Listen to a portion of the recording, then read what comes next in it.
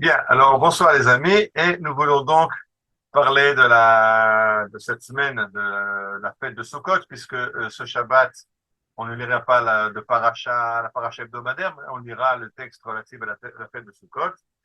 Alors je l'ai choisi dans un des textes du Rav Noam Perez sur la fête de Sukkot, celui qui parle des quatre espèces végétales qu'on en prend à Sukkot, donc les quatre espèces, le cédra, le palmier dattier, la myrte et le saule. Et Chachamim nous font remarquer que certains ont une bonne odeur, certains ont un goût. Le cédra a un bon goût et il a une bonne odeur. La palme, le date a un bon goût et n'a pas d'odeur. La myrrhe a de l'odeur mais n'a pas de goût. Et la harava, le saule, n'a ni l'un ni l'autre. Et Chachamim projette ça sur quatre types de juifs. Un juif qui étudie la Torah ou celui qui a des bonnes actions.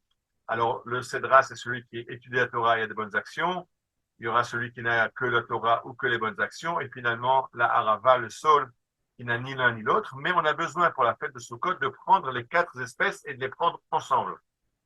À Gouda, il faut les réunir. Et c'est comme ça qu'on accomplit la mitzvah. Alors, on ne peut pas faire la fête de Sukkot, on ne peut pas s'approcher de Dieu si on ne comprend pas que dans le peuple d'Israël, on a toutes sortes de juifs, on a besoin de tous pour faire le peuple d'Israël. Et comme le dit la Tosefta, Imen lo etrog, lo yitolimo, lo rimon, velo davar acher. Si tu n'as pas de cédra, bah, tu peux pas prendre une grenade à la place. Une grenade, c'est très beau. La Torah dit pris et sadar, il faut un beau fruit. Alors, hadar, ça peut être le cédra, ça peut peut-être être une grenade. Non, dit la Gemara, il faut le cédra, il faut ce qu'on t'a dit, il faut tous les juifs pour pouvoir faire la mitzvah de Arba Minim. Une fois qu'on a pris ces quatre espèces végétales ensemble, alors on va les secouer vers les quatre points cardinaux, vers le haut et vers le bas, et nous dira la Gemara, Melir, Molir ou Mevi le Misha Arba Ruchot Shelo, Malé ou Morid le Misha Shamayim Vaaretz Shelo. On va vers les quatre coins, vers Dieu qui est aux quatre coins du monde, et vers Dieu à qui est le ciel, à qui est la terre. Donc, on a la plénitude du peuple d'Israël, on a la plénitude de l'espace qui appartient entièrement à Dieu. Et alors, on a une halakha très intéressante qu'on trouve dans le Talmud de Jérusalem. On a l'habitude aujourd'hui de prendre ces quatre espèces quand on va à la synagogue. Ou alors, si on ne va pas à la synagogue, alors une fois dans la journée, on les prend ensemble et on fait la bénédiction et on les secoue dans les quatre directions, les six directions suscitées. Mais dans le Talmud de Jérusalem, on trouve la citation suivante. Amar Rabbi Elazar, ברבי צדוק, כך אנשי ירושלים נוהגים, נכנס לבית הכנסת ולבוא בידו. עומד לקרוא בתורה, תישא כפיו מניחו בארץ. יצא מבית הכנסת ולבוא בידו, נכנס לבקר חולים ולבוא בידו, ונחם אבלים ולבוא בידו. C'est-à-dire que le Talmud de Jérusalem nous raconte que le loulav, en fait, quand on parle du loulav, il s'agit des quatre espèces, ne quittez pas les mains des gens de Jérusalem. On allait avec eux à la synagogue, mais quand on sort de la synagogue, on va visiter des malades, on va consoler des affligés, on va au Beth Midrash, on rentre à la maison pour manger. En tout temps, les Arba Minim sont avec. On les prend tout le temps. Donc, on a parlé de la plénitude du peuple d'Israël, la plénitude de l'espace, la plénitude du temps. C'est ces quatre qu'on trouve donc c'est les plénitudes totales de cette fête des quatre espèces. Et ajoute le Rav Perel, la suite va être que à cette fête de Sukkot, on va offrir 70 parim, 70 taureaux pour les 70 nations du monde. C'est-à-dire que il ne s'agit pas seulement du peuple d'Israël, mais il s'agit de la plénitude de l'humanité qui est composée de 70 nations. Et on va donc à Sukkot amener aussi 70 taureaux pour les 70 nations. Et alors on arrive à la mitzvah de Sukkah. La mitzvah de Sukkah, elle, est très spéciale parce que toutes les mitzvot, toutes les prescriptions de la Torah, il y a quelque chose à faire.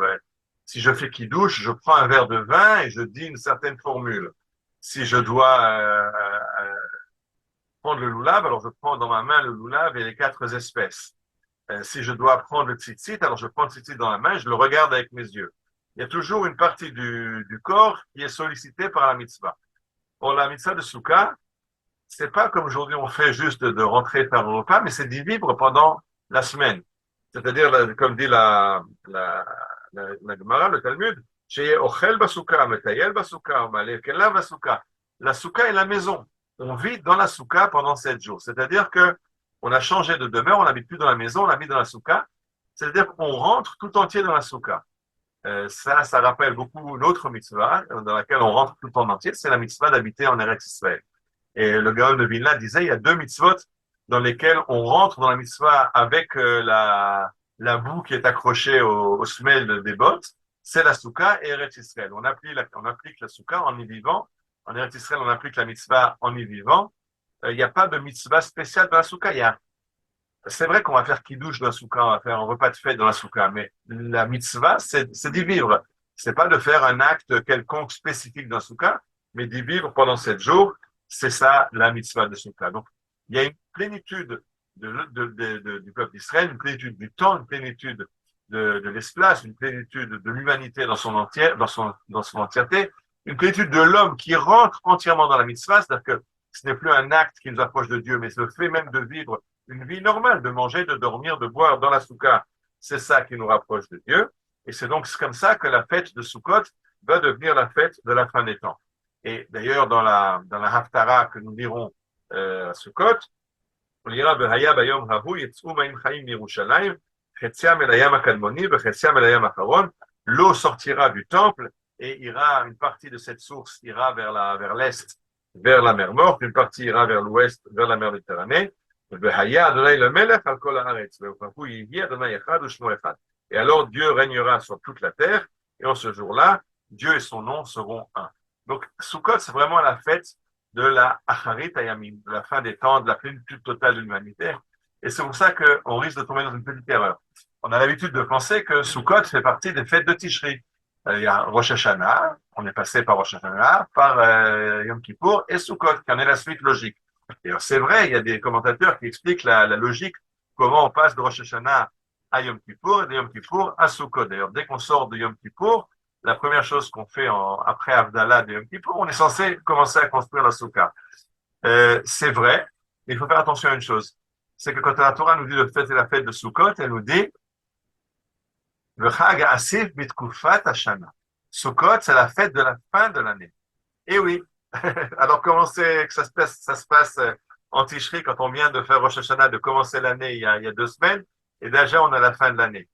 Alors, je rappelle que c'est vrai qu'on a 3 fêtes de pèlerinage, Pessah, Shavuot, Sukkot, qui sont aussi 3 fêtes agricoles. Pessah, c'est la moisson de l'orge. Shavuot, c'est la moisson du blé, le début des récoltes.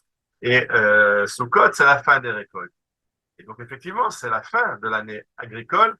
Et la Gemara nous enseigne que quelqu'un qui a fait un vœu d'offrir certaine offrande pendant les fêtes de pèlerinage, il a 3 fêtes de pèlerinage pour remplir son vœu, et dans l'ordre.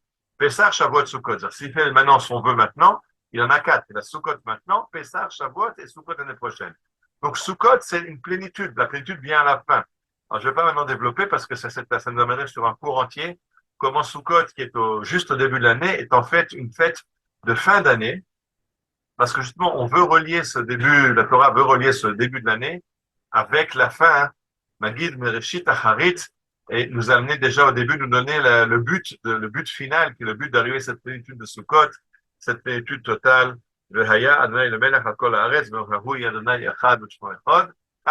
et on espère donc que cette fête de Sukkot va voir cette unité s'accomplir. Comme vous savez, en Israël, la situation est un peu complexe en ce moment. On entend même des Juifs dire « Je suis pas ton frère, t'es pas mon frère. Si t'es comme ça, t'es dedans, t'es dehors. » La fête de Sukkot vient justement nous rappeler que le loulav et l'herbe à il faut les 4 ensemble. S'il en manque un, ça ne marche pas. On ne peut pas remplacer. Si quelqu'un qui n'a pas de cédra, ne met pas de rimon, mais c'est aussi autre chose. C'est tous les fruits qui manquent. Aucun n'est remplaçable. De la même façon que le cédra n'est pas remplaçable, la harava n'est pas non plus remplaçable. On a besoin de tout un Israël pour arriver à ce but final de Hashem le Melech al Kol Haaretz. Chag Sameach.